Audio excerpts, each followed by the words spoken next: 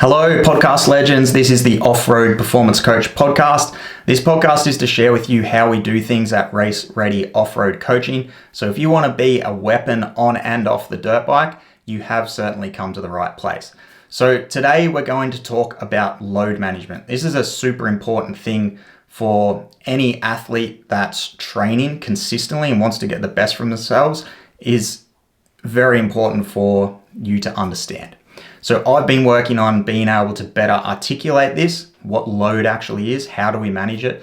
If you've been a long-time listener of the podcast, you will have heard me talk on other podcasts about recovery and this sort of analogy of the recovery bucket and how that all of the stresses in our life sort of fill that bucket up, that allostatic load from everything in our life, from financial stress, training stress, injuries, antibiotics, nutrition, relationships, like the list goes on, all of those overall stress that basically fills our bucket up. So when we think about load management from a training perspective, most people obviously just look at the program itself. So we've got the training volume, the reps, the sets, the intensity, etc. That's obviously our external load.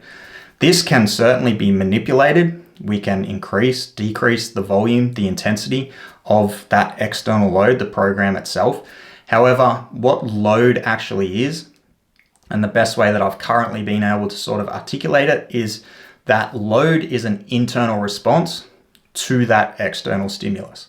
So a simple example of this is you'd have two different athletes. One of them's been training for years, been training for a decade. One of them is completely new to training and just come off the couch. You could get both those athletes to do the exact same workout and they would get a very different internal response. So it's not necessarily the program, the external load, that dictates how the body will respond.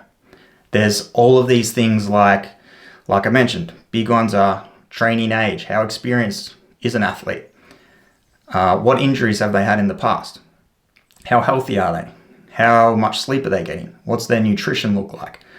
So again, to use a workout as an example, you could get those two athletes to do a 2-hour zone 2 workout, and that experienced athlete who knows how to fuel himself, knows how to recover, he's been training for a decade, he could do that workout and not even know he's done it the next day and train really hard the next day. You get a complete novice come in who's never trained before, you get him to do a 2-hour zone 2 workout, he doesn't know how to fuel himself, so he's completely dehydrated, has very little knowledge around nutrition.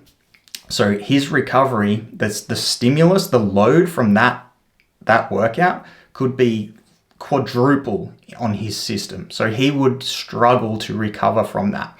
So again, it's not necessarily the external load that dictates that internal response. So we have all these other factors that come into play. Like I said, training age, injuries, health, nutrition, sleep, all of these things that influence that internal response to our training.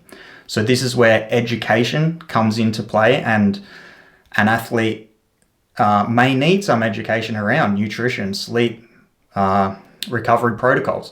But one of the biggest ones that can influence how we respond to our training is psychological. So how bought in are we to the program? How do we feel about the program? So this is like the art and science of coaching, right? You've got this perfectly periodized, science-based program with this linear progression that in a perfect world, you'd plug that into someone's calendar and they just do it and get this awesome result. What I've learned over the years of coaching people and coaching real humans, not robots, is that humans, we are this complex beast, right? This complex system of systems. So again, that internal response that an athlete may have to the external program is going to be completely different from one individual to the next. So again, the art and the science of coaching is we have this sort of guide of a science-based program of progression that we want to get through. I try not to have an expectation of when I'm going to progress a client's program. I have an idea of where I want to take it and where we sort of need to be heading, where we need to get to, where we want to get to. However, when I progress a program is based on the communication that I receive back from the client, not about when I think they should be doing X amount of volume because we're 6 or 8 weeks out, right? Because an individual's subjective experience is what I base my coaching decisions on. So I ask them questions. How are they feeling? How is this exercise feeling? How is their recovery feeling? How are they feeling with their sleep and their nutrition? How are they feeling about the current amount of training load, training volume? Do they feel like they're ready to add a little bit more in, or do they feel like they could tolerate a little bit more volume or intensity? Do they feel like they need to perhaps dial it back? The answers that they give me from those questions are what I base any and all progression off in the program. I will never progress a client's program, volume or intensity, just because I think it needs to be progress. I always base it on those answers that I get back from my clients, because they are having the subjective experience. I can think what I want to think about this program and the reps, the sets, the volume and the intensity that I've given them, but how they respond to it and that internal load and their psychological response around it, which they are having that experience, that's what matters most. Doesn't mean shit if I think they should be doing more or we should be progressing this week because we're 6 weeks out from a big race or a big contest or whatever it is. What matters most is their experience. So when they tell me that they're feeling good, when they tell me that they're ready to increase their training volume or their intensity, that's a really fucking good time to progress their training volume and intensity, because mentally, again, that psychological experience, they are already going into that next week of training with the mindset that they are ready, because they told me they are ready and they asked me to increase their training volume, as opposed to me coming to them and saying, look, man, like we're 4 weeks out, we've got to ramp it up. We've got to start hitting these longer sessions, start hitting these higher intensity sessions, or whatever that looks like. And then I'm telling them they have to do something that they might not even be ready for. They might be like thinking, shit, I'm already cooked. Now I've got to go do these longer sessions and these harder sessions. So it's a different approach, but that is the art of coaching, right? You listen to the client's feedback, and that is how you adjust that's how I adjust their program. I never adjust anyone's program just because we're at this X amount of time through the program, and that traditional periodization approach tells us that we should be doing this type of training for this amount of volume because we're in this part of the season. Of course, I do have, like I said, we've got a general direction that we want to head with the program. However, any decisions I make around the volume and the intensity are always based on the feedback and the answers that my clients give me.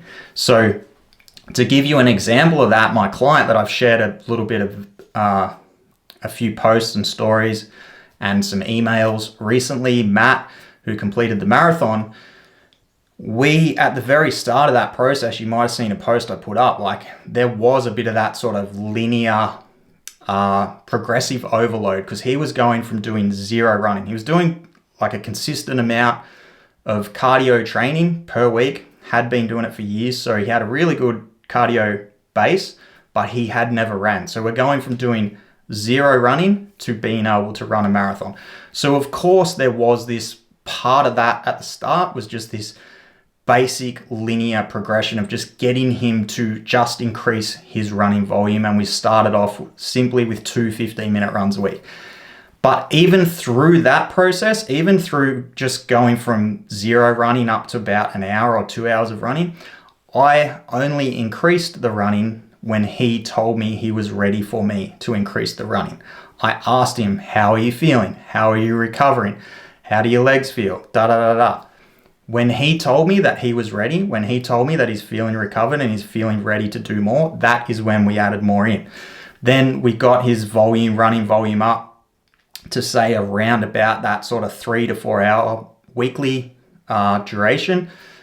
And we just kept it there for a really long time. There was not this linear, constant progressive overload in terms of volume. We got it up to a reasonable amount, which was around that sort of 3 to 4 hour mark. And we kept it there for a really, really long time. And we just manipulated some of the volumes of individual sessions and the intensities. And again, I only ever did that based on the feedback that he gave me. So through that entire process, the program was guided by him. Like, I knew where I wanted to take him. I knew that he had to run a marathon in 6 months' time. So I knew we had these kind of goalposts, but it wasn't like, okay, we're 10 weeks out now. We need to be doing this volume. We need to be doing this duration. We need to be doing this intensity. Okay, we're 6 weeks out now. We've got to switch to this. It was only ever changed and progressed when he gave me the feedback that I needed to hear, that told me he was ready. So again, that big part of that is that psychological buy-in, and that basically that mental preparedness that he had around the program. He was telling me what to do. He was guiding me. So I wasn't forcing him to do anything. So through that whole 6 or 7 month process of him training, he only missed like 2 sessions in that whole time. And that was due to work travel. Like, he had to go interstate for his business. So again, he was fully bought into the program. He knew that he was contributing to the program. So that psychological component was heavily guided by him. So that's just, I guess, a little bit of a deeper dive into load management. Of course, there is some, like, if you're